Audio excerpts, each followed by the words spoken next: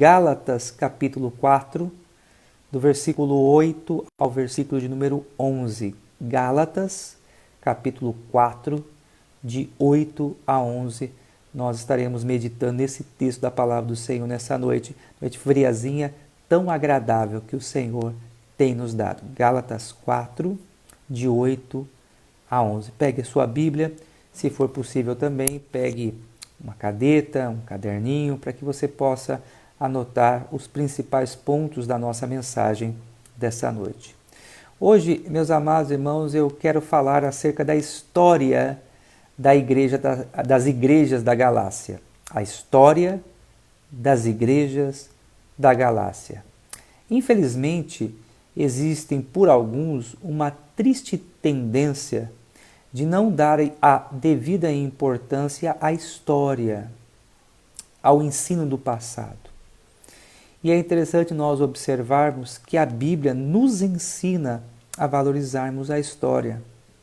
Paulo aqui, ele usa da experiência do passado da igreja da Galácia a fim de trazer uma importante lição aos amados irmãos, que nós vamos deixar para o final da mensagem, compartilhar essa preciosa lição, tão importante também para os nossos dias. Gálatas 4, de 8 a 11. A palavra do Senhor assim nos diz. Outrora, porém, não conhecendo a Deus, servíeis a deuses que por natureza não são. Versículo 9. Mas agora que conheceis a Deus, ou antes, sendo conhecidos por Deus, como estáis voltando outra vez aos rudimentos fracos e pobres, aos quais de novo quereis ainda escravizar-vos? Versículo 10. Guardais dias e meses e tempos e anos. Receio de vós, tenha eu trabalhado em vão para convosco. Amados irmãos, a história das igrejas da Galácia e de como o cristianismo entrou ali naquelas comunidades pode ser dividida em 3 atos históricos ou em 3 momentos distintos. O primeiro momento era o passado, na qual eles estavam escravizados à idolatria e o paganismo tão presente na região da Galácia. Vejam vocês que no versículo de número 8, Paulo ele usa a seguinte expressão: outrora, porém, não conhecendo a Deus, servia a deuses que por natureza não são. Antes do cristianismo chegar na região da Galácia, basicamente 2 religiões eram predominantes naquele lugar ali. Podemos afirmar que uma das religiões predominantes da Galácia era justamente as religiões gregas, que se constituía da mitologia grega, das fábulas gregas, dos deuses do panteão grego. E uma outra religião que já mais forte, já mais presente, já mais influente naquele período, naquela região da Galácia, eram as religiões de mistério, principalmente vinda do Oriente. E o que consistia essas religiões de mistérios, né? De práticas ocultistas, de sacrifícios, de rituais sexuais imundos e promíscuos. Então todo esse tipo de ocultismo, zoroatrismo, sacrifícios, práticas sexuais nefastas invadiram aquela região da Galácia, vindo do Oriente, e passaram então a atrair muito os gálatas que moravam então nesta religião. Então o argumento de Paulo era esse: olha, outrora vocês estavam cegos. Outrora vocês estavam envolvidos nessa falsa religião, seguindo a esses deuses que não são. Outrora todos vocês estavam condenados, porque vocês buscavam uma religião totalmente inútil, infrutífera, que não poderia satisfazer os seus anseios, que não lhes oferecia segurança. Este era o vosso passado, este é o argumento de Paulo. O segundo momento, podemos assim dizer, da história dos Gálatas foi quando eles se converteram ao Deus verdadeiro. Foi quando eles se converteram ao Deus verdadeiro. Vejam este argumento no versículo número 9, por favor, acompanhe. Gálatas 4, 9. A palavra do Senhor assim nos diz. Mas agora, então, antes eles estavam envolvidos nessas religiões, servindo esses deuses que não eram por natureza deuses. Mas agora que conheceis a Deus, ou antes, sendo conhecidos por Deus. É interessante que parece que Paulo aqui, ele faz uma correção. É como se ele tivesse tido um ato falho e ele corrige rapidamente. Ele diz, mas agora que conheceis a Deus, peraí, deixa eu refazer a minha fala aqui, ou melhor, antes sendo conhecidos por Deus. O que eu quero mostrar aqui a vocês, meus amados irmãos, é que Paulo, no presente texto aqui, ele traz a lume a doutrina da eleição, a doutrina da predestinação. E eu quero aqui, à luz apenas desse versículo, trazer à sua memória 3 importantes verdades sobre essa tão abençoadora e rica doutrina que é a doutrina da eleição. A primeira delas, que eu chamo a sua atenção, é que Deus nos conhece antes da fundação do mundo. É importante nós afirmarmos isso, que nós nunca fomos desconhecidos de Deus.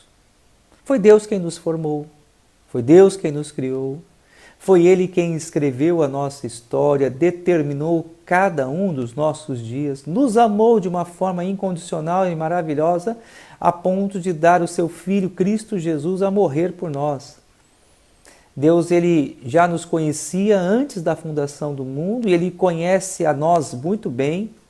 Ele sabe das nossas motivações, das nossas reais intenções. Deus conhece a sinceridade do nosso coração. Nós podemos enganar os homens, podemos enganar até mesmo as pessoas dentro da nossa própria casa, mas é impossível nós enganarmos a Deus. Por que isso? Porque Ele nos conhece, Ele nos formou, Ele nos criou e todos os nossos pensamentos, desejos, anseios, todos estes são conhecidos, passam diante dos olhos do nosso Deus. Então, a primeira grande verdade que Paulo traz aqui à luz desse texto, é que, na verdade, Deus já nos conhecia antes da fundação do mundo. A segunda verdade que eu destaco aqui é que esse conhecimento de Deus, esse conhecimento prévio de Deus, faz também uma certa distinção. Deus sabe quem são os seus filhos e quem não são os seus filhos. Eu sei que provavelmente você já ouviu uma declaração como essa, olha, todos os homens são filhos de Deus, mas este é um ledo engano. Na verdade, somente são filhos de Deus, somente são conhecidos de Deus aqueles que depositam a sua fé, a sua esperança em Cristo Jesus. Estes, de fato, são conhecidos de Deus. Aqueles que não entregaram a sua vida a Cristo Jesus, aqueles que não confessam Cristo como seu Senhor e Salvador, não são filhos. Não possui esse conhecimento distintivo de Deus. Então, eu quero que você entenda o seguinte, Deus, Ele conhece todos os homens, claro, isso é uma plena verdade, Ele é soberano, Ele é onipotente, Ele é onisciente, onisciente significa conhece todas as coisas, mas quando Paulo faz no versículo 9, menção a esse conhecimento, Paulo parte do pressuposto que Deus faz aqui um conhecimento distintivo, é como se Ele estivesse falando assim, eu sei quem é o meu filho.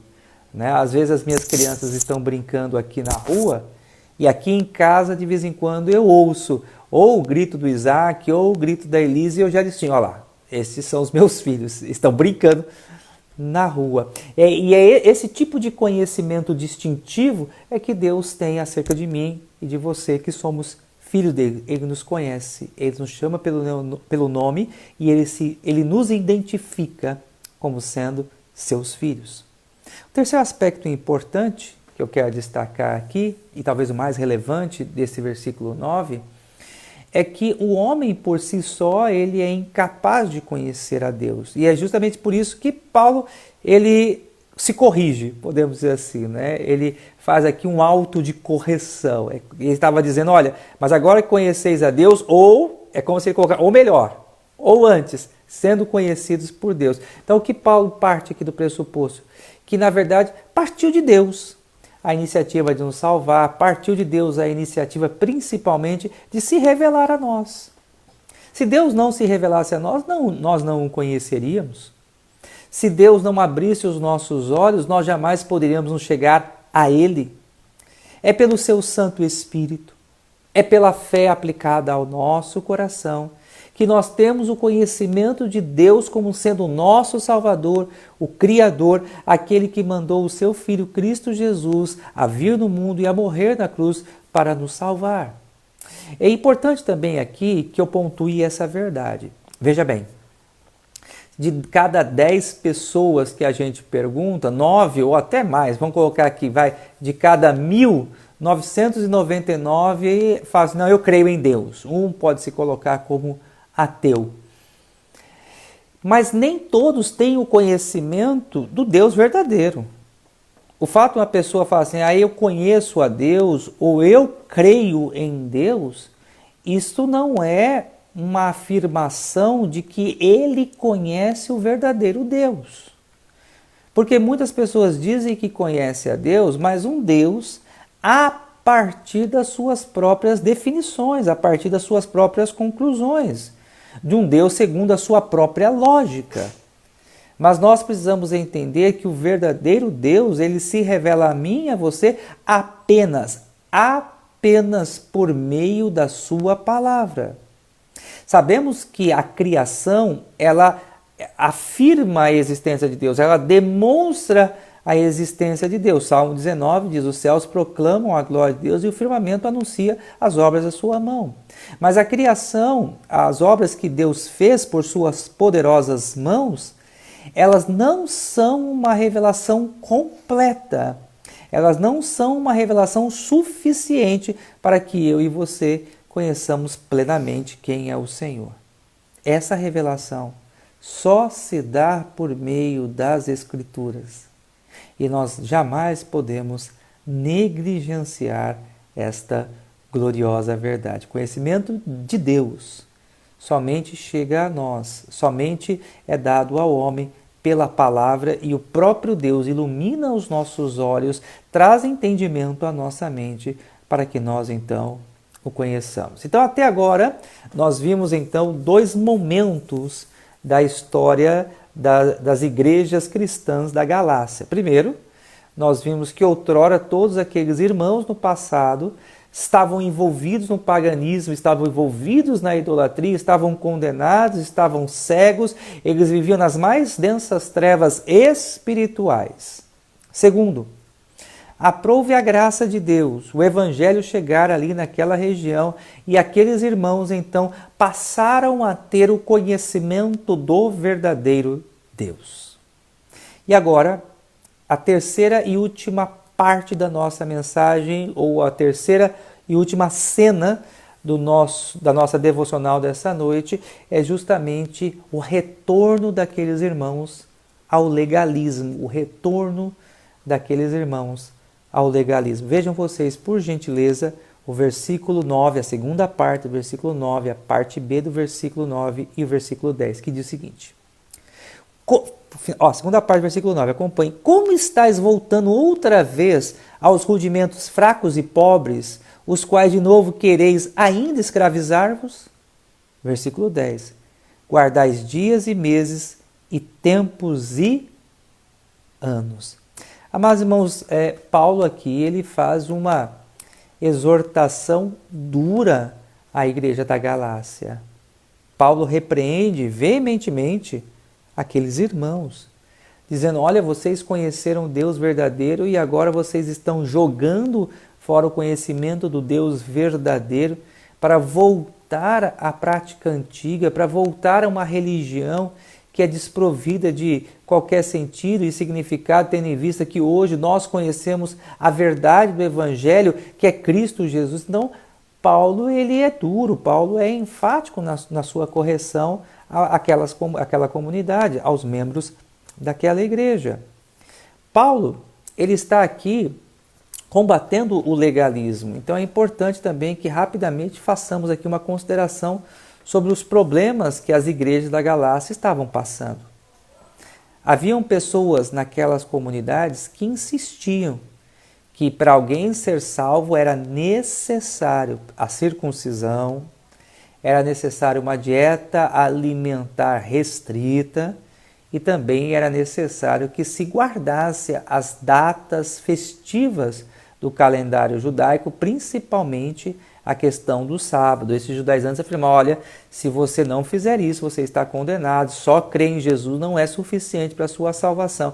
Você precisa cumprir esses preceitos da lei. O Evangelho da Graça estava ali sendo ameaçado. A pureza do Evangelho estava correndo risco.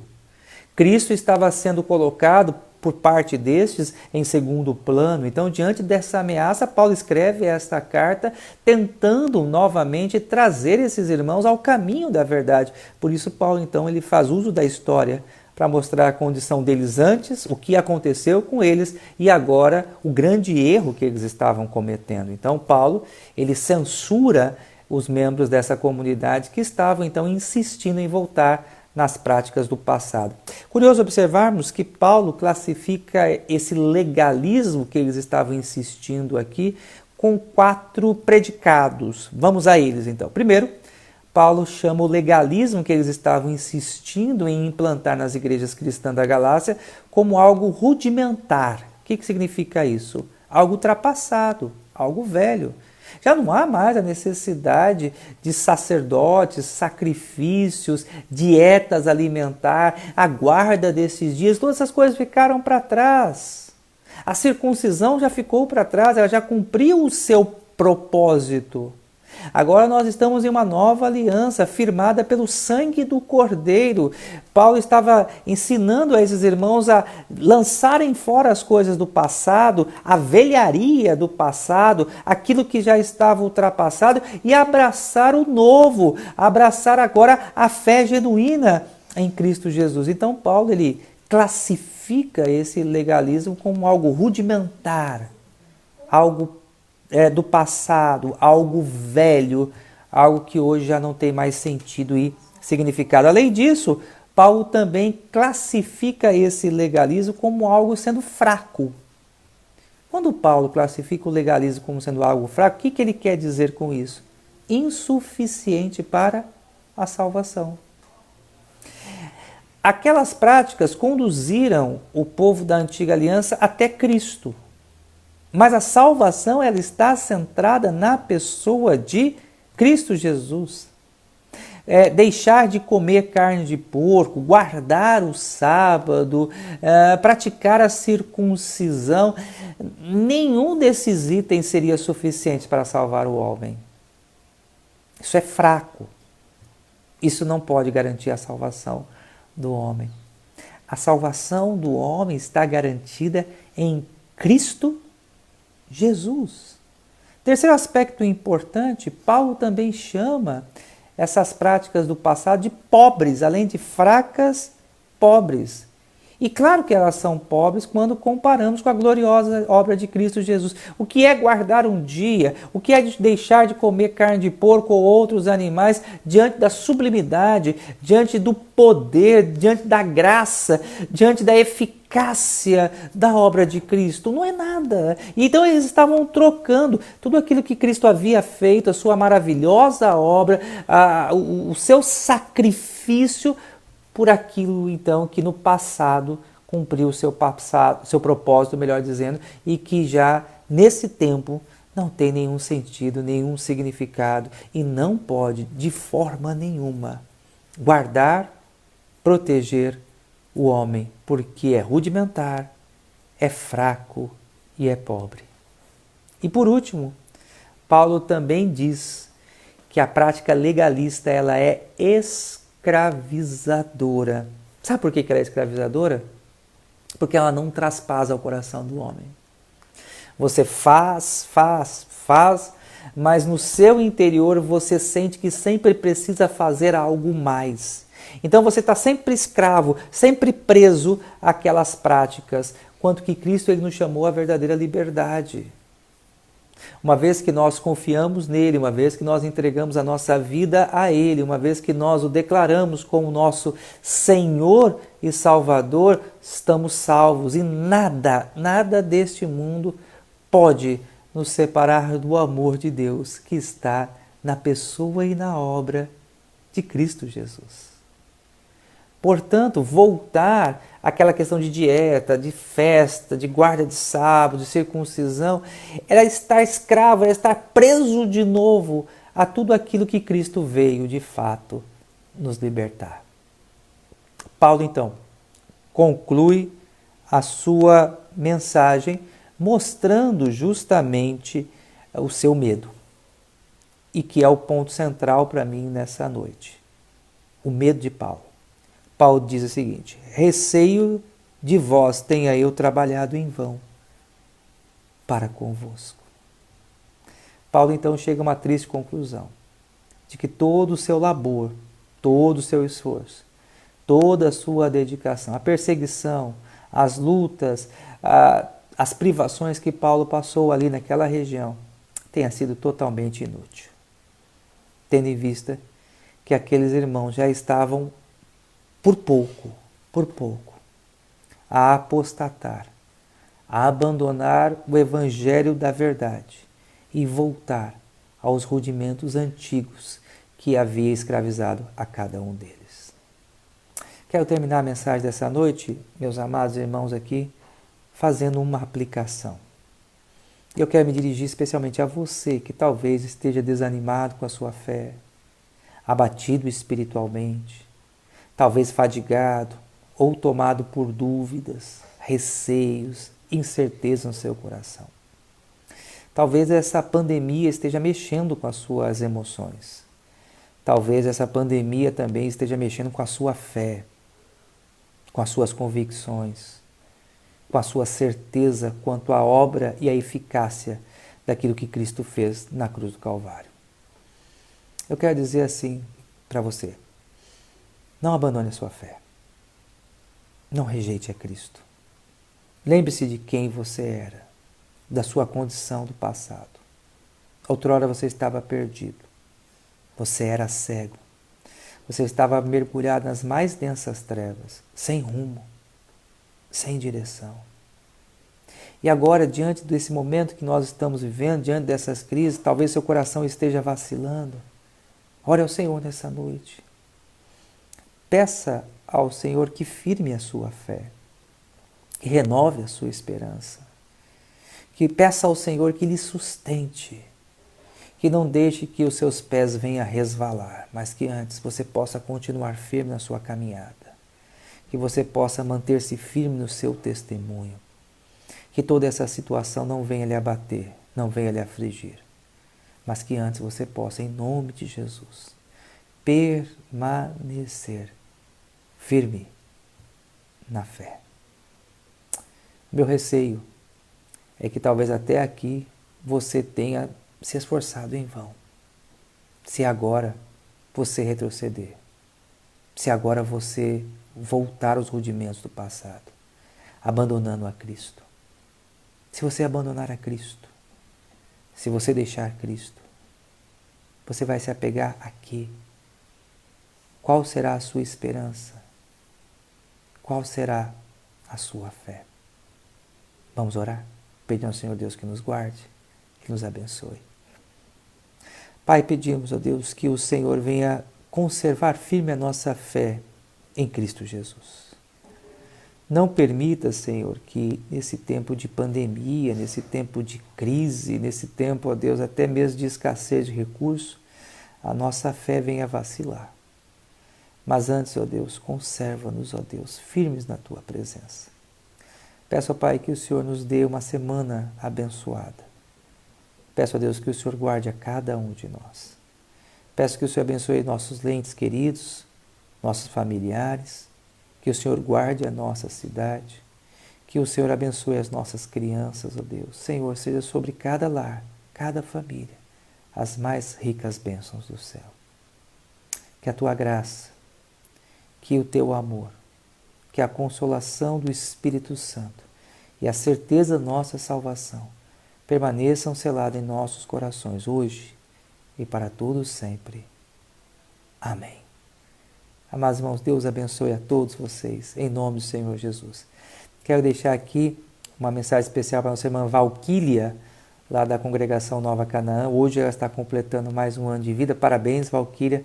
Nosso abraço fraterno a você. Deus te abençoe em nome do Senhor Jesus. Amados irmãos, continuemos tomando os devidos cuidados. Evitemos de sair na rua sem máscara. Sempre vamos higienizar as nossas mãos com água, sabão, álcool em gel. Sejamos prudentes. Aos meus irmãos idosos, permaneçam em casa, se guardem, se protejam. As nossas crianças também. Pais, vamos evitar ao máximo a exposição dos nossos filhos na rua. Saiamos com eles em lugares públicos somente se for extremamente necessário. Cuidemos, amados irmãos, para que nós possamos então passar por esse tempo de crise. Diga, meu amor. A Débora pede oração pela Sofia, uma enfermeira que está internada aqui, não está bem, de Covid. Tá, a Priscila está me falando aqui que a Débora pede oração pela Sofia, que ela é uma enfermeira e ela está internada no nosso hospital com Covid-19. Então, nós vamos orar mais uma vez ainda. Conta um pouquinho mais com a sua paciência. Vamos orar então pela Sofia. Senhor, nós queremos colocar diante do Senhor a vida da enfermeira Sofia. Seja sobre ela, ó Deus, os teus cuidados. Restaura, Senhor, a sua saúde. Livra, Senhor, a Sofia desta enfermidade, ó Deus, deste vírus tão terrível.